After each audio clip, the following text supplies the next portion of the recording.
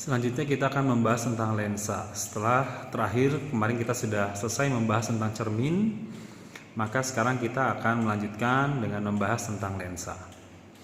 Tolong nanti catatannya dilengkapi ya. Untuk lensa terbagi menjadi dua, ada lensa cembung maupun lensa cekung. Untuk lensa cembung ada tiga jenis, ada biconvex atau cembung-cembung, ada plan convex atau datar cembung, dan ada juga konkav convex atau cekung cembung. Nah, untuk lensa cekung nanti mohon dilengkapi ya. Acuannya persis seperti saat kita sedang membahas lensa cembung. Dalam materi selanjutnya yang akan kita bahas adalah cembung-cembung lensanya ataupun cekung-cekung. Nah, berikut ini adalah rumus umum yang akan kita gunakan.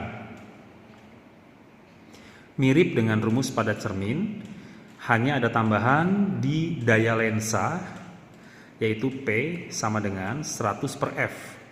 Daya lensa ini juga sering disebut kekuatan lensa, di mana satuannya adalah dioptri.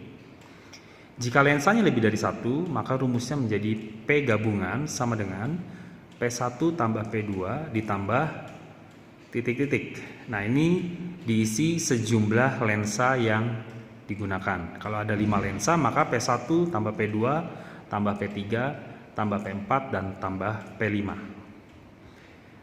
Kita lanjut ke fokus lensa. Fokus lensa juga terbagi dua, ada yang positif, ada yang negatif. Di mana lensa positif itu artinya lensa cembung, lensa negatif artinya lensa cekung. Ini kebalikan dengan konsep cermin. Cermin positif adalah cermin cekung. Di sini lensa positif adalah lensa cembung. Sekarang perhatikan gambar. Dapat kita lihat gambar yang digunakan adalah cembung-cembung ataupun cekung-cekung. Yang menjadi catatan adalah lensa yang digunakan ini harus dianggap sebagai lensa tipis. Kenapa? Supaya rumus-rumus yang tadi yang ini menjadi berlaku. Karena kalau tidak dianggap lensa tipis, rumusnya sedikit berbeda ya. Dan juga kelengkungan kiri dan kanan harus dianggap sama besar. Nah, berikut konsep dasar tentang lensa.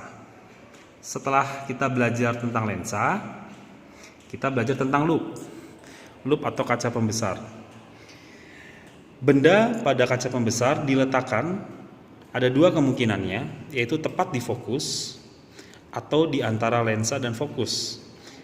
Tepat di fokus ini disebut mata berakomodasi minimum atau tidak berakomodasi. Jika di antara lensa dan fokus atau biasa disebut ruang satu, maka artinya mata berakomodasi maksimum. Nah, bagaimana perbesaran pada loop?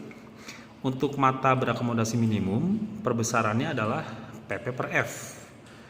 Mata berakomodasi maksimum, perbesarannya adalah PP per F tambah 1. Jika mata berakomodasi pada jarak X atau pada jarak tertentu, maka rumusnya adalah PP per F ditambah PP per X. Di mana PP merupakan titik dekat mata atau punctum proximum. Nah, untuk mata normal, nilai dari PP adalah 25 cm. Nah, berikut informasi tentang loop.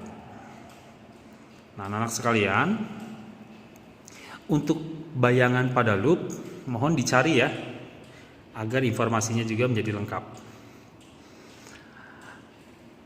Oh ya, sekarang sedang marak penyebaran virus corona. Untuk itu, jaga kesehatan dan please be safe and stay at home. Tuhan memberkati.